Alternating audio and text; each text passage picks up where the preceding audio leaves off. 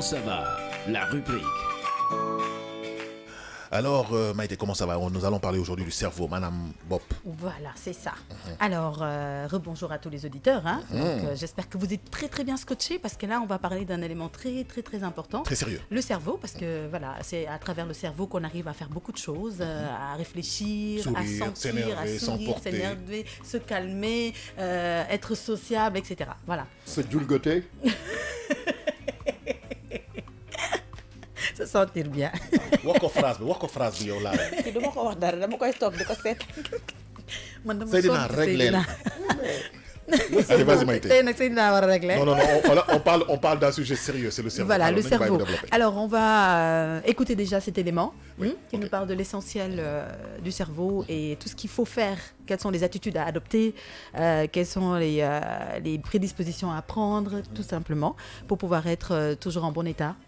psychologiquement. Absolument. On va écouter cet élément rapidement, ñu dellu si waat. ndax xam ngeen ne yaramu nit suñu borom da koo programmé mu am waxtu yoo xamante ne ci lay gën a sawar am yeneen waxtu yoo xamante ne nag mën-mënam day wàññeeku bu ñu sukkandikoo ci kàddu professeur Amadou Gallo Diop di neurologue muy ci l'école ba wala bërëbu liggéeyukaay ba nit ñi war nañoo xam bu baax lii am na waxtu yoo xamante ne ci bëccëg bi yuur bi loo ko teg mu tegoo ko ndax attan na ko ci wàllum xel mooy suba si. entre 8 heures si suba ba 1 heure si la yóor bi di gën a tijjeeku loo ko jox mu jël loo ko jàngal mu dugg war a mën a sax bu 1 heure weesoo ba ay booru 2 heures et demi 3 heures si waxtu yooyu war nga dem lekkaat bu dee nekkuñu weeru koor war nga naanaat ndox war nga dallu même boo nelawul nit ku am pexe nelaw tëddal nelaw bu dee 5 minutes 10 minutes 15 minutes ba 30 minutes boo siestee du la yàqal dara dafa baax si yóor dafa baax si yaram boo ko mënul tamit nga am place boo xam ne di nga fa toog dallu noppal sa yóor noppal sa yaram. gannaaw nag bu ñu nuppaloo ba noppi am na ñaareelu xaaj boo xamante ne nag nee nañu yuur gi dina am lu mu àttan waaye du lépp ndax day fekk dooleem di jeex nànk-nànk mooy gannaaw diggu njolloor jëm guddi. ay booru 2 heures et demi wala 3 heures dina am beneen jamono boo xam ne yóor bi dafay tijjeekuwaat. kon professeur Amadou Gallo Diop di woote waxtaan woo xamante ne nag ñëpp ko war a séq rawatina ci njàng meeg njàngale mi dooree ko ba ci maternelle tout tànk yi ba ci université ñu xoolaat façon bi ñuy rëddee emploi du temps yi programme ay liggéey yoo xamante ne day sukkandiku ci sunu mën-mënu yuur lu mu mën a jàpp ak lu mu mën a dékku. donc tijjeeku suba bi entre 8 heures ak 1 heure ak tijjeeku ngoon bi entre 2 heures et demi 3 heures ba 19 heures 20 heures foofu mun nañ fa programmer ay jàngale mun nañ fa programmer ay examen mun nañ fa programmer ay liggéey yu tar mais waxtu yi nga xam ni yóor bi dafay mel ni luy nelaw c'est ñun kooku buñ ko enregistré ci appareil bu ñuy wax électroencéphalogramme yéen gis ni entre 1 heure ak 3 heures dina am benn wala ñaari waxtu boo xam ni dafay mel ni luy nelaw sa yow yaa ngi dox yaa ngi dem waxtu boobu gënul ñu fay jàngale gënul ñu ciy def sport ci école yi gënul nga fay liggéey boo xam ni dafa laaj concentration parce que doo ko def ni mu waree boo demee ba 21 heures 22 heures yow bu dee da nga war yeewu 6 heures du matin te yow il faut nga nelaw 7 heures pour nga jàpp forme yow da ngay góorgóorlu ba 23 heures mu fekk la sa nekk nga fay sa appareil yooyu daal te di nelaw donc ñun noonu nañu yàlla bindee nag la école yeeg université yi ak entreprise yi ñoom ñoo war a topp li ñu yàlla bindee mais ni ñu yàlla bindee boo ko buggee soppi def ci leneen tôt ou tard di nga ko fay parce que boru nelaw moom tôt ou tard daf lay indil ay jàngoro daf lay indil ay jafe-jafe. Ah, élément bi am na solo trop. Man je l'ai écouté religieusement man je n'ai rien à rajouter man ak jàngal na ma lu bëri tey. tey moom li mu wax dafa am solo parce que nit ñi dañuy am tendance à oublier les heures de repos. parce que dañuy daw ba fàtte ne suñu yaram dafa am loo xam ne mécanisme la bu nekk ci moom. comme li mu wax sànq 8 heures ba 13 heures sa xel day naaj. parce que da ngay yeewu wala mais à condition que nga am temps de sommeil bi nga xamante ne moom nga war a am ci guddi gi minimum 8 heures. voilà maanaam 7 heures sax. 7 heures mooy temps bi nga xam ne mooy moyenne bi bon 5 heures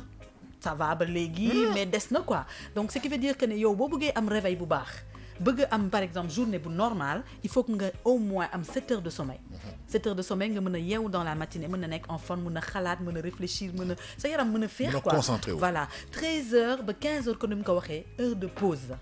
la donc heure boobu dafa primordial pour que ñu jël ko même boo nelawul nga am temps boo xam te ne da ngay mën a noppaleeku féexlu mën a rebondiraat à partir de 15 heures pour mën a eggali sa journée tranquillement si tu ne le fais pas da ngay seetlu ne à partir de 16 heures 17 heures dootoo mënati dara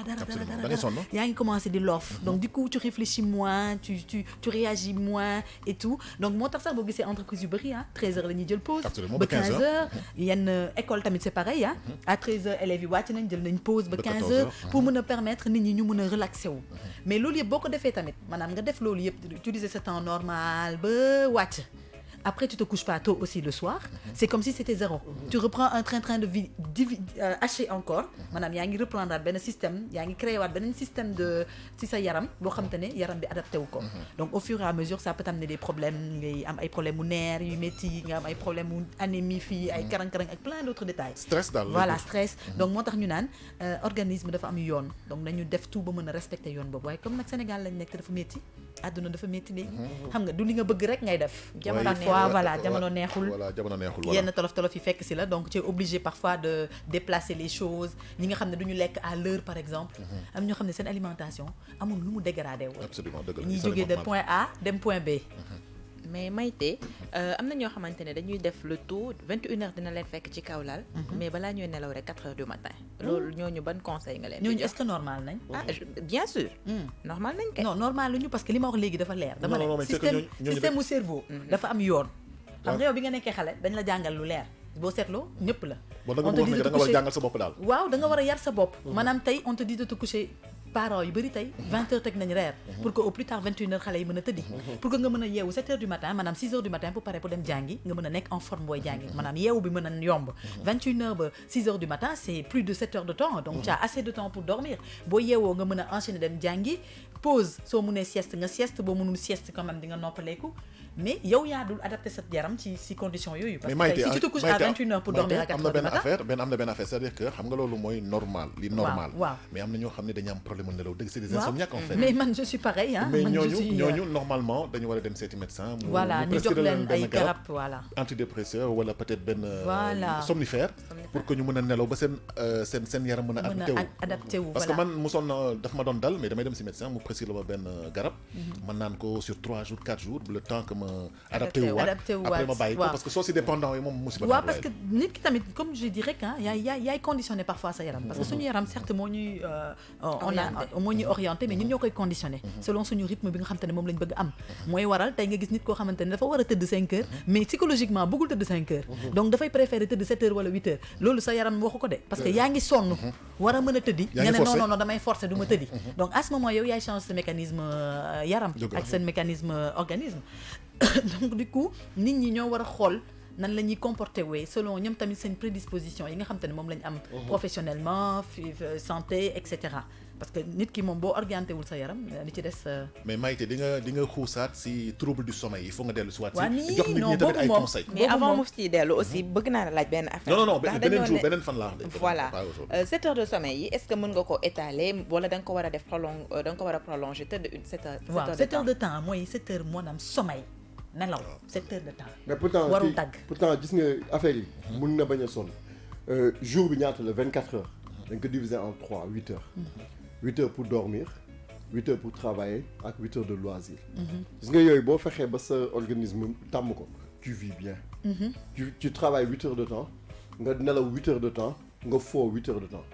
là tu es bien mais bu ci amee décalage ci jour heure yooyu wala mu am par exemple au lieu de nga liggéey 8 heures tu travailles par exemple 16 heures xam nga kon am nga boo jël soit jël nga 8 heures u loisir bi wala 8 heures u sommeil bi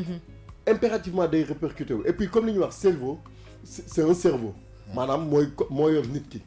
maanaam lépp fa la kii que ça soit les neurones que ça maanaam cerveau daal mooy nit ki ba mais moom aussi dafa mel comme xale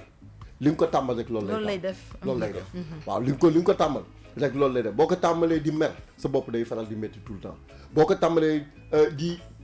jooy day jooy tout le temps mais boo ko tàmbalee aussi di bëgg day bëgg tout le temps donc c'est pour vous dire que cerveau c'est tellement très important ci doomu aadama que na nga ko agencé ba nga xam ne moom machine la rek moom li nga ko wax moom def il applique ça à la lettre. La preuve boo xoolee boo jógee Sénégal nga voyager bu amee décalage horaire rek automatiquement day perturbé. Voilà donc noonu la quoi.